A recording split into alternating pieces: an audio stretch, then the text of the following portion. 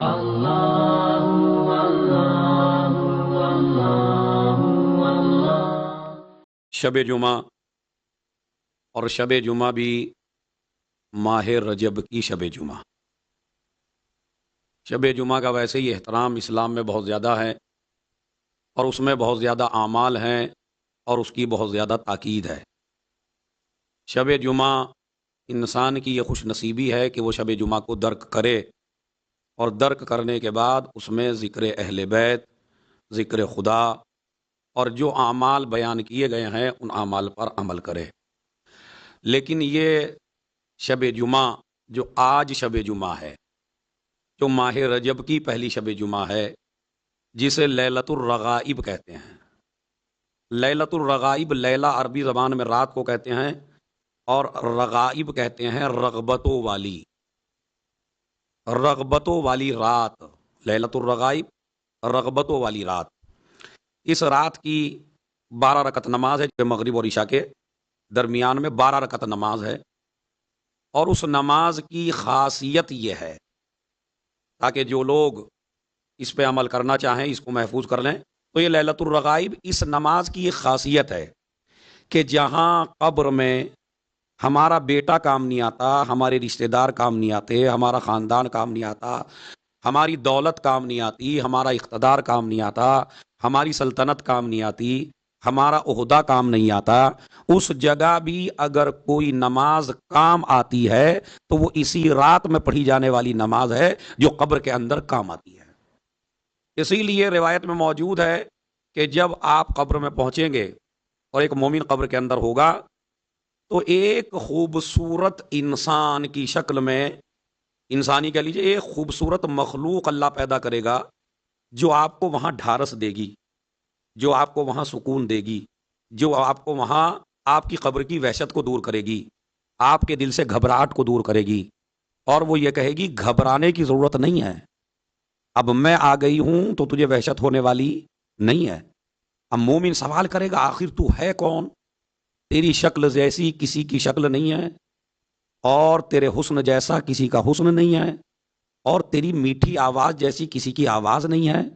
آخر تو ہے کون کہ جہاں میرے رشتہ دار چھوڑ کے چلے گئے، خاندان چھوڑ کے چلا گیا، بیٹے چھوڑ کے چلے گئے، میری دولت میرے ساتھ نہ آئی، آخر تو کون ہے جو قبر کے اندر بھی آ گیا؟ تو کہتے ہیں کہ وہ شکل، وہ مخلوق آواز دے گی، میں وہ نماز ہوں جو تو نے لیلۃ الرغائب میں پڑھی تھی۔ دیکھ رہے آپ، میں وہ نماز ہوں جو تو نے لیلۃ الرغائب میں پڑھی تھی، اور میں وہ نماز ہوں جو تو نے فلاں شہر میں، کہتے وہ جگہ بھی بتائے گی، تو نے یہ نماز فلاں جگہ پہ پڑھی تھی، فلاں مہینے میں پڑھی تھی، فلاں مقام پہ پڑھی تھی، اور میں وہ نماز ہوں جو مجسمے کی شکل میں تیرے پاس آئی ہوں، تیری وحشت کو بھی دور کروں گی، تیری گھبراہٹ کو بھی دور کروں گی، تیری قبر سے اندھیرے کو بھی دور کروں گی، اور محشر تک تیرے ساتھ رہوں گی تیری مددگار بن کر۔ اب آپ اندازہ لگائیے، 13 رجب کے ہم قریب ہیں، جملہ کہنے کو دل چاہ رہا ہے، اور وہ جملہ یہ ہے، اگر انسان خلوص دل سے اللہ کو راضی کرنے کے لیے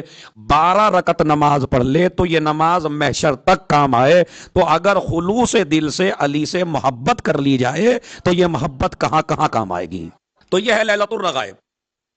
اس کی پہلی شرط روزہ، اسی لیے ماہ رجب کے اعمال میں سے ایک بہترین عمل جس کے لیے روایت وارد ہوئی ہے کہ ماہ رجب کے آپ 3 دنوں کو بغیر روزے کے نہ چھوڑیں۔ اب وہ 3 دن کون سے؟ جمعرات، جمعہ، سنیچر۔ یہ 3 دن ایسے ہیں جن کو آپ بغیر روزے کے نہ چھوڑیے۔ جو بھی جمعرات، سنیچر 3 دن کے لیے، اللہ ان 3 روزوں کی بدولت آپ کو 900 سال کی عبادت کا ثواب تمہارے نام اعمال میں لکھتا ہے۔ 900 سال، 900 سال کی عبادت کا ثواب تمہارے نام اعمال میں لکھتا ہے اگر کوئی انسان جمعرات، جمعہ اور سنیچر کا روزہ رکھے۔ تو ایک تو یہ رجب ہی قابل احترام، اور رجب کی لیلۃ الرغائب قابل احترام، اور اس کے علاوہ کہتے ہیں یہ لیلۃ الرغائب کے اعمال سب سے زیادہ ہیں گناہوں سے انسان کو پاک کرنے کے لیے۔ یعنی بندہ بالکل ایسے ہو جاتا ہے جیسے ماں کے پیٹ سے ابھی پیدا ہوا، سارے گناہ انسان کے معاف ہو جاتے ہیں۔ اس لیے کہ ایک تو ثواب مل رہا ہے آپ کو ولی خدا کی رات کا، اس لیے کہ جمعے کا دن مخصوص ہے ہمارے اور آپ کے امام زمانہ اجر اللہ فرجہ،